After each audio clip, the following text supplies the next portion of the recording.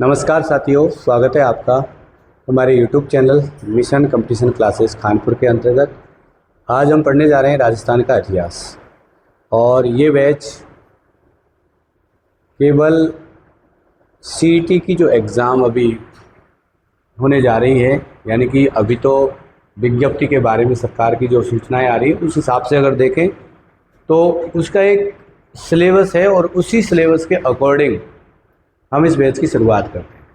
तो राजस्थान के इतिहास में जो पहला जो टॉपिक आपके दे रखा है CET की एग्ज़ाम में, हालांकि रीट की जो एग्ज़ाम भी हुई है रीट मेंस की, उसमें भी सेम वही सिलेबस था लगभग राजस्थान के इतिहास का।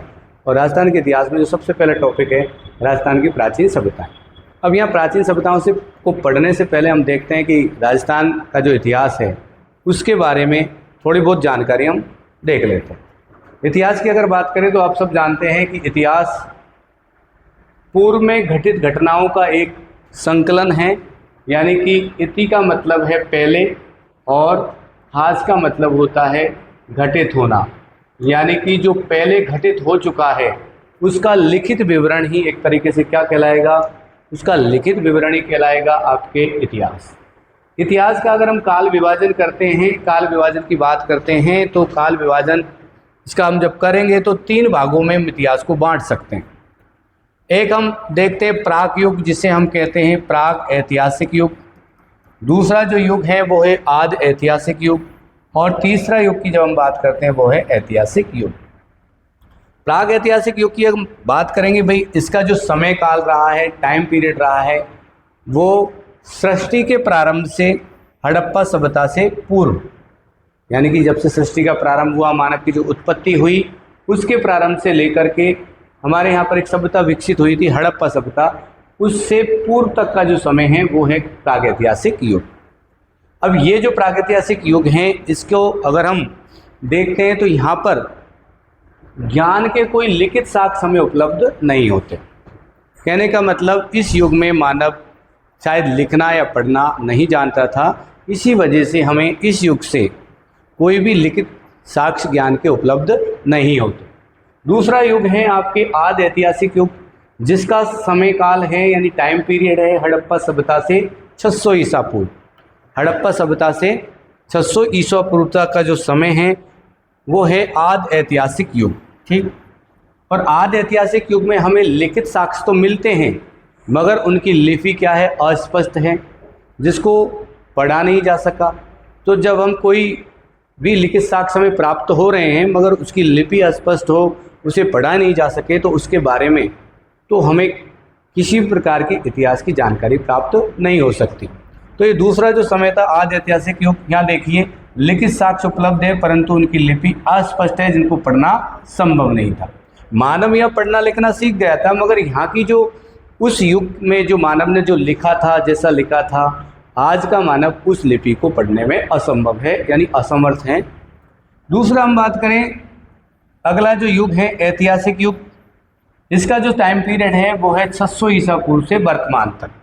और इस टाइम पीरियड में या फिर इस युग में हमें स्पष्ट और सुपठित लिखित साक्ष्य उपलब्ध होते हैं, यानी कि जो पूर्व में घटित घटनाओं के बारे में, पूर्व में मानव किस प्रकार से रहता था, किस प्रकार से सभ्यता का विकास हुआ, सब जानकारी इस युग में हमें यहाँ के जो प्रमाणिक स्रोत हैं वो पूरी तरह से स्पष्ट और सुपठित हैं, ठीक है। उनको पढ़ा जा सकता है, उनसे आसानी से जानकारी हासिल की जा सकती है। तो हमने देखा कि इतिहास को हमने कितने भागों में बांटा, 3 भागों में बांटा, प्रागैतिहासिक काल, आद्यैतिहासिक काल और ऐतिहासिक काल। प्रागैतिहासिक काल का जो समय है वो है सृष्टि के प्रारंभ से लेकर हड़प्पा सभ्यता के पूर्व तक का समय, जिसमें मानव लिखना पढ़ना नहीं जानता था, यानी कि ज्ञान के कोई लिखित साक्ष्य में उपलब्ध नहीं होते। दूसरा युग था आपके आदि ऐतिहासिक युग, जिसमें मानव ने लिखना पढ़ना सीख लिया था मगर उस समय के जो लिखित साक्ष्य ज्ञान के, उनकी लिपि अस्पष्ट है, जिनको पढ़ना संभव नहीं था। तीसरा ऐतिहासिक युग, जिसका टाइम पीरियड था 600 से ईसा पूर्व से वर्तमान तक। तो इसके स्पष्ट और सुपठित लिखित साक्ष्य हमें इस युग में प्राप्त होते हैं। तो अब हम बात करते हैं भाई प्रागैतिहासिक काल की। तो ये जो प्रागैतिहासिक काल है, प्रागैतिहासिक युग है, इसको भी हम 3 कालखंडों में बांट सकते हैं। पहला है पूर्व पाषाण काल। दूसरा है मध्य पाषाण काल और तीसरा है अपने उत्तर या फिर उसे कहते हैं नव पाषाण काल। पाषाण से मतलब यहाँ पत्थर से हैं, किससे हैं? पत्थर से। पूर्व पाषाण यानी पत्थर का जो समय, पत्थर के औजार, मानव ने पत्थर के उपकरण उनका इस्तेमाल करना शुरू किया। तो यहाँ पर हम सबसे पहले देखने जा रहे हैं पूर्व पाषाण काल। देखिए राजस्थान के संदर्भ में हम बात करते हैं तो पूर्व पाषाण काल के दृष्टि से हम देखें तो राजस्थान में मानव के उदय के कोई निश्चित प्रमाण नहीं मिलते कि पूर्व पाषाण काल में राजस्थान में कोई मानव संस्कृति विद्वान थी या नहीं थी, उसका कोई प्रमाण हमें नहीं मिलता। फिर भी कुछ वस्तुएं उत्खनन से प्राप्त हुई हैं, यानी पूर्व पाषाण काल के कुछ उपकरण हमें मिले हैं और वो उपकरण मुख्यतः कौन से पत्थर से बने हैं? क्वार्टजाइट पत्थर। कौन सा पत्थर है? क्वार्टजाइट पत्थर। तो ये प्रमाणित करता है कि आज से लगभग 2 लाख या 1.5 लाख वर्ष पूर्व राजस्थान में कोई मानव संस्कृति क्या थी? विद्वान थी। ठीक है, तो ये देखिए उत्खनन से प्राप्त उपकरण मुख्यतः क्वार्टजाइट पत्थर प्रमाणित करते हैं कि राजस्थान में लगभग 2 लाख वर्ष पूर्व मानव संस्कृति थी। अब क्या साक्ष्य प्रमाण, कौन व्यक्ति थे जिन्होंने पूर्व पाषाणकालीन उपकरणों की खोज की, कौन कौन से स्थान हैं? तो एक व्यक्ति है C.A. हैकेट, जिन्होंने 1870 में आपके जयपुर से और इंदरगढ़ से एक हस्त कुड़ार खोजी है। उसके प्रमाण हमको देखने को मिलते हैं। खोजने का श्रेय जाता है किसको? C.A. हैकेट को, जिसने जयपुर और इंदरगढ़ से क्या खोजी है भाई? हस्त कुड़ार, हैंड एक्स, जिसकी आकृति देखो इस प्रकार की, पत्थर की बनी हस्त कुड़ार है जिसको लकड़ी में बांध करके इसका इस्तेमाल किया जाता था। एक व्यक्ति और हुए जिनका नाम है सेटनकार, उन्होंने झालावाड़ के आसपास में इस प्रकार के उपकरण खोजे हैं। आगे इसका योजनाबद्ध तरीके से उत्खनन में जो योगदान है वो किनका है भाई? किस प्रकार से कौन कौन सी संस्थाओं ने राजस्थान में इस तरीके के पूर्व पाषाणकालीन उपकरण खोजे, किसका योगदान रहा? तो सबसे पहले हम बात करते हैं भारतीय पुरातत्व विभाग नई दिल्ली, उसके बाद पूना डेक्कन कॉलेज पूना के प्रोफेसर वीरेंद्रनाथ मिश्र। इधर तीसरे नंबर पर हम बात करते हैं, तीसरे नंबर पर राजस्थान पुरातत्व एवं संग्रहालय विभाग जयपुर के हैं। उन व्यक्तियों के नाम हैं, एक है R.C. अग्रवाल, दूसरे डॉक्टर विजय कुमार और तीसरे हरिश्चंद्र मिश्र। इस प्रकार से हम देखें कि इन सब का योगदान इसमें रहा पूर्व पाषाणकालीन संस्कृति को के जो प्रमाण थे यानी उपकरण थे उनको खोजने में। आगे हम चलते हैं, राजस्थान के वह स्थान जहाँ से पूर्व पाषाणकालीन संस्कृति के क्या प्राप्त हुए हैं उपकरण, तो उनमें प्रमुखतः अगर देखा जाए तो अजमेर हैं, अलवर हैं, भीलवाड़ा है, चित्तौड़गढ़ हैं। उसके बाद हम झालावाड़ की बात कर लें, जयपुर की बात कर लें, जालोर की बात कर लें, जोधपुर भी है, टोंक और पाली भी है। और इन स्थानों में प्रमुखतः जो नदी घाटी हैं वो है चंबल और बनास नदी। तो कौन कौन सी नदी? चंबल और बनास नदी, उनकी सहायक नदियों के किनारे किसके? पूर्व पाषाणकालीन संस्कृति के क्या मिले हैं? उपकरण। स्थान कौन से? अजमेर, अलवर, भीलवाड़ा, चित्तौड़, जयपुर, झालावाड़, जालोर, जोधपुर, पाली, टोंक आदि। ठीक है, जालोर से इस युग के उपकरणों की जो खोज करने का श्रेय है वो किसे जाता है? बी आलचिन को। जालोर में पूर्व पाषाणकालीन संस्कृति के जो उपकरण खोज निकाले हैं उस व्यक्ति का नाम है बी आलचिन। आगे हम बात करें दूसरे युग की, मध्य पाषाण काल। मध्य पाषाण काल एक तरीके से राजस्थान में मानव सभ्यता के क्रमिक विकास का दूसरा काल है। मानव सभ्यता के क्रमिक विकास का दूसरा काल है। मध्य पाषाण काल के प्रमुख उपकरण, जैसे हम राजस्थान का ये जो एरिया है पश्चिमी राजस्थान, पश्चिमी राजस्थान की अगर बात करते हैं तो वहाँ पर लूणी नदी का क्षेत्र, लूणी नदी और उसकी सहायक नदियों का जो क्षेत्र है वहाँ पर हमें मध्य पाषाणकालीन उपकरण मिले। देखिए मध्य पाषाण काल में भी पत्थर के उपकरण थे, मगर थोड़ा सा पूर्व पाषाण काल और मध्य पाषाण काल में अंतर आ गया। मध्य पाषाण काल में थोड़ी आकृतियाँ छोटी कर दी गई, उनको थोड़ा सा शेप दे दिया गया, अच्छा आकार दे दिया गया, थोड़े सुंदर और अच्छे उपकरण बनाए जाने लगे। तो ये जो उपकरण है आपको पश्चिमी राजस्थान में लूणी और उसकी सहायक नदी क्षेत्र में। चित्तौड़ की बात करें तो चित्तौड़ में एक नदी है बेडस नदी क्षेत्र, वहाँ से मिलेंगे। और विराटनगर यानी बैराटनगर जयपुर से भी हमें मध्य पाषाणकालीन उपकरण के साक्ष्य मिलते हैं। उपकरणों की विशेषता क्या है? उपकरण छोटे हैं, हल्के हैं और कुशलता से निर्मित किए गए। यानी मध्य पाषाण काल में उपकरण की आकृति छोटी कर दी गई है, हल्के हैं, वजन नहीं है, कम वजन वाले हैं, उनको कुशलता से बनाया गया है। अब ये जो उपकरण है, जैसे हम पुरापाषाण काल की बात करते हैं तो पुरापाषाण काल में उपकरण बनाने में जो प्रमुखतः पत्थर का उपयोग किया जाता था, प्रयोग किया जाता था, वो था क्वार्टजाइट पत्थर। मगर यहाँ पर जो है पत्थर के प्रकार कुछ दे रखे हैं, जैसे jasper, agate, chert, carnelian, quartzite, chalcedony. तो इस प्रकार के जो पत्थर हैं इन सब के क्या बनाए गए औजार। कौन कौन से पत्थर हैं? क्वार्टजाइट तो था ही, पुरापाषाण काल में था, मध्यपाषाण काल में भी है। चर्ट है, ठीक है, उसके बाद जास्पर है, एगेट है, कल्सेडोनी है, क्वार्टजाइट, कार्नेलियन है, ठीक है। तो ये jasper, agate, chert, carnelian, quartzite, chalcedony, ये भिन्न भिन्न प्रकार के क्या है पत्थर जिनके औजार बनाए गए। आगे हम चलें, देखिए मध्यपाषाण कालीन जो उपकरण हमें देखने को मिलते हैं तो वो कौन कौन से उपकरण हैं। यहाँ एक चित्र बना हुआ है, देखो निम्न पुरापाषाण काल में बड़े बड़े पत्थरों के क्या थे औजार बने थे, मोटे और बड़े औजार थे। मगर मध्यपाषाण काल में थोड़ा सुधार किया गया, छोटे और सदे हुए औजार बनाए गए। मगर उत्तर पाषाण काल में और ज़्यादा सुधार किया गया और छोटे और पतले औजार बनाए गए, मतलब बारीक औजार बनाए गए। अब मध्यपाषाण कालीन जो उपकरण उनमें देखो ब्लेड प्रमुख हैं, इंग्रेवर हैं, ट्रायंगल हैं, क्रेसेंट है, ट्रेपेज है, स्क्रैपर है, पॉइंटर है। तो कौन कौन से हैं? इंग्रेवर भी है, ब्लेड भी है, ट्रायंगल है, ट्रेपेज है और पॉइंटर है, ठीक है, और स्क्रैपर हैं, क्रेसेंट हैं। ये प्रकार के क्या हैं औजार हैं जो कि मध्यपाषाण काल के हैं। तो इनकी जो आकृति है, आकार व आकृति में छोटे हैं, इस कारण इन छोटे उपकरणों को हम क्या नाम देते हैं? माइक्रोलिथ नाम देते हैं। क्या नाम देते हैं? माइक्रोलिथ। क्या नाम देंगे? माइक्रोलिथ, यानी लघु पाषाण उपकरण नाम देंगे। अब हम बात करते हैं उत्तर पाषाण काल। तो उत्तर पाषाण काल में इस काल के जो उपकरण हैं आपको अजमेर से, नागौर से, सीकर, झुंझुनू, जयपुर, उदयपुर, चित्तौड़, जोधपुर आदि क्षेत्र से देखने को मिलेंगे, जिनमें मुख्यतः भीलवाड़ा का बागौर और मारवाड़ का तिलवाड़ा। तो मुख्यतः दो क्षेत्र प्रसिद्ध हैं जहाँ उत्तर पाषाण काल के उपकरण प्राप्त हुए। एक तो भीलवाड़ा का बागौर है और मारवाड़ का तिलवाड़ा है। बाकी अजमेर, सीकर, झुंझुनू, नागौर, ठीक है, उदयपुर, जयपुर, ये तो है ही। चलो आगे चलें। अब हम बात करें सीधा राजस्थान में धातु काल की। पहले पत्थर का काल था, पत्थरों के औजार थे।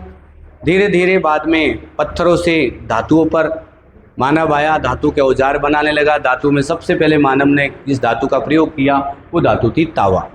धातु काल में देखें, धातु काल को 3 भागों में बांटते। पहला ताम्रपाषाण काल, ताम्रकाल और ताम्रकांस्य काल। राजस्थान में धातु काल के अंतर्गत अनेक स्थानों से ताम्रपाषाण और ताम्रकाल के अवशेष मिले। तो यहाँ पर जो ध्यान देने की बात है कि राजस्थान में ऐसी कौन कौन सी संस्कृति है, संस्कृति के केंद्र हैं जहाँ से हमें ताम्रकालीन अवशेष प्राप्त होते हैं। तो राजस्थान की ताम्रकालीन संस्कृति के प्राचीन स्थल, तो सबसे पहले देखें तो कौन सा है? गणेशगढ़, जो नीम का थाना सीकर।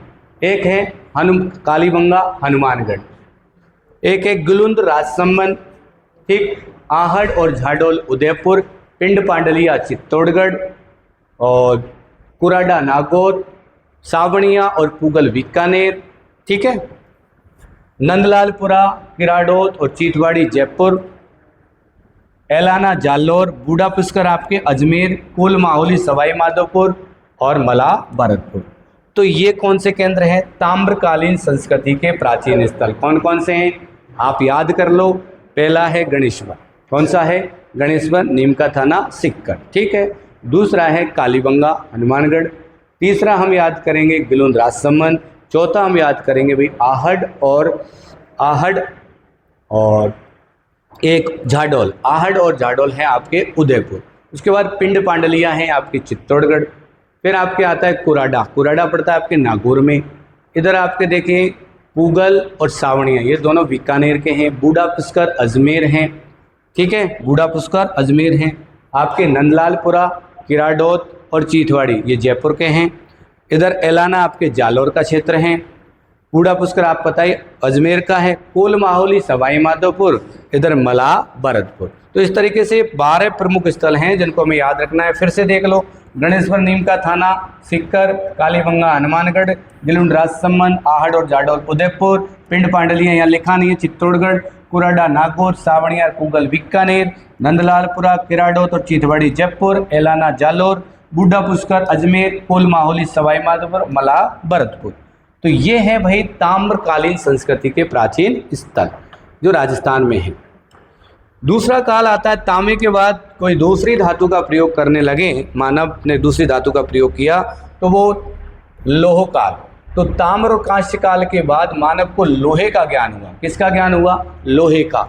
और मानव ने कृषि उपकरण तथा हथियार बनाना प्रारंभ किया जो कि गुणवत्ता के लिहाज से अच्छे थे। तो राजस्थान में स्थित प्रमुख लोहे संस्कृति के स्थल जहां से अनेक हथियार और उपकरण हमको देखने को मिलते हैं, तो वो कौन कौन से हैं जो लोहे संस्कृति के स्थल हैं? एक तो आपके नो है भरतपुर। यहाँ से जो लोहा प्राप्त हुआ है, लोहे के जो अवशेष प्राप्त हुए हैं, वो भारत में लोह युग के आरंभ होने की सीमा रेखा को निर्धारित करते हैं। ठीक। दूसरा है जोधपुरा जयपुर। यहाँ से भी हमें लोहे संस्कृति के प्रमाण देखने को मिलेंगे। सुनारी झुंझुनू से भी लोहे संस्कृति के प्रमाण देखने को मिलेंगे। और रैनटोक को तो आप जानते हो, रैनटोक में प्रचुर मात्रा में लोहे के औजार उपकरण सामग्रियां मिली है। इसलिए रैनटोक को तो राजस्थान का टाटानगर की क्या दी जाती है? संज्ञा दी जाती है। जोधपुरा सोनारी से लोहे गलाने की क्या मिली है बेटा? भट्टियां मिली है। अस्त्र शस्त्र मिले हैं और उपकरण बनाने के कारखानों के अवशेष। तो जोधपुरा तथा सोनारी झुंझुनू यहाँ से लोहे गलाने की भट्टियां, अस्त्र शस्त्र और उपकरण बनाने के क्या मिले हैं? अवशेष मिले। रैनटोक यहाँ से लोहे सामग्री की प्रचुरता, यानी बहुत ज़्यादा प्रचुर मात्रा में लोहे की सामग्री मिल रही है। इसके कारण प्राचीन राजस्थान का ऐसे क्या दी जाती है? टाटानगर की संज्ञा दी जाती है। आगे हम चलें, राजस्थान में विकसित सलेटी रंग की चित्र। देखो आपको ये जो सारी चीज़ें पढ़ाई जा रही हैं, ये उस पैटर्न से पढ़ाई जा रही है जिस पैटर्न से RSSB या राजस्थान कर्मचारी चयन बोर्ड जो संस्था है जो प्रश्न बना रही है, वो सीधे सीधे जो उन्होंने राजस्थान सरकार ने जो बुक निकाल रखी है उसकी सीधे सीधे लाइन उठा के दे रही है। तो मैंने उसी किताब को एक इस तरीके से थोड़ा उसमें परिवर्तन करके सेम उसी पैटर्न के आधार पर ये नोट्स बनाने का प्रयास किया है और मैं इनको आपके सामने प्रस्तुत कर रहा हूँ। तो चैनल को सब्सक्राइब कर लें, हुए आगे भी इस प्रकार की वीडियो आपको देखने को मिलेंगे। अब देखो, राजस्थान में धातु काल में लोहे ताम्र संस्कृति के बाद लोहे संस्कृति और लोहे संस्कृति के बाद एक बहुत महत्वपूर्ण संस्कृति से हम बोलते हैं पेंटेड ग्रे वेयर, उसको हम बोलेंगे सलेटी रंग की चित्रित मृदभांड संस्कृति। मृदभांड से मतलब यहाँ मिट्टी के बर्तनों से है। चित्रित यानी कि वो मिट्टी के बर्तनों पर क्या बने हैं? चित्र बने हैं। और मिट्टी के बर्तन कौन से रंग के हैं? सलेटी रंग के। शॉर्ट में हम इस संस्कृति को नाम देते हैं PGW, पेंटेड ग्रे वेयर, चित्रित मृदभांड संस्कृति। तो इस संस्कृति के जो अवशेष हैं वो हमें एक तो विराटनगर जयपुर से और जोधपुरा जयपुर से, विराटनगर जोधपुरा जयपुर, दूसरा आपके सुनारी झुंझुनू, तीसरा आपके नो भरतपुर आदि से मिले। तो PGW जो संस्कृति के अवशेष हैं वो हमें कहाँ कहाँ से मिले हैं? विराटनगर, जोधपुरा जयपुर, नो भरतपुर और आपके सुनारी झुंझुनू। इस संस्कृति का उदय माना जाता है लगभग 600 ईसा पूर्व। और आप 600 ईसा पूर्व से हमारे जो इतिहास का जो युग प्रारंभ होता है और वो युग है ऐतिहासिक युग। तो ये हमने एक इतिहास के बारे में एक सामान्य सी जानकारी देखी। अब जो मेन जो टॉपिक है वो है राजस्थान की प्राचीन सभ्यता, और उसमें सबसे पहले हम बात करेंगे राजस्थान की प्राचीन सभ्यताओं में कालीबंगा की सभ्यता। देखो कालीबंगा सभ्यता, इसको मैंने एक फैक्ट फॉर्म में नहीं, एक तरीके से पैराग्राफ फॉर्म में, क्योंकि जिस तरीके से जो लाइन उठा रहा है आजकल संस्था उस तरीके से ही इसको जमाने का प्रयास किया है। तो यहाँ देखो, प्राचीन द्वसदती नदी और सरस्वती नदी। तो कालीबंगा जो सभ्यता थी, प्राचीन काल में एक नदी बहती थी द्वसदती और सरस्वती नदी, उसके आसपास का जो क्षेत्र वहाँ पर ये सभ्यता विकसित हुई। आप सभी जानते हैं कि जहाँ नदी घाटी होती है, नदी घाटी क्षेत्र होते हैं, जहाँ पानी की व्यवस्था होती है, वहीं मानव बसना पसंद करेगा, रहना पसंद करेगा। तो पहले मरुस्थल में एक नदी बहती थी द्वसदती या सरस्वती नदी। आज उस नदी के स्थान पर वर्तमान में एक नदी बहती है घग्गर नदी, जिसे हम मृत नदी या नट नदी के नाम से भी जानते हैं, जो हरियाणा से आती हैं, हिमाचल प्रदेश से आती हैं और आपके तिब्बी तहसील है हनुमानगढ़ की, उसमें राजस्थान में प्रवेश करती हैं। फोर्ट अब्बास पाकिस्तान तक जाती है जब इसमें बाढ़ आती है तो ये जो सभ्यता है कालीबंगा सभ्यता मुख्यतः प्राचीन काल में दुष्दती और सरस्वती नदी घाटी क्षेत्र में विकसित हुई।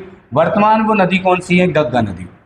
6000 वर्ष से भी अधिक प्राचीन है, यानी कि हड़प्पा सभ्यता का समय काल 4 से 5000 है, मगर उससे पहले की सभ्यता है कौन सी? कालीबंगा। तो इसका जो समय काल है, टाइम पीरियड है, वो 6000 वर्ष पुराना है। कालीबंगा नाम की खुदाई से प्राप्त, देखो इसका नाम कालीबंगा क्यों पड़ा? क्योंकि इसकी खुदाई पर काले रंग की चूड़ियां मिली। क्या मिली? काले रंग की चूड़ियां। बंगा मतलब पंजाब में बंगा को हम क्या कहते हैं? चूड़ियां कहते हैं, इसलिए इसका नाम क्या पड़ गया? काले रंग की चूड़ियां।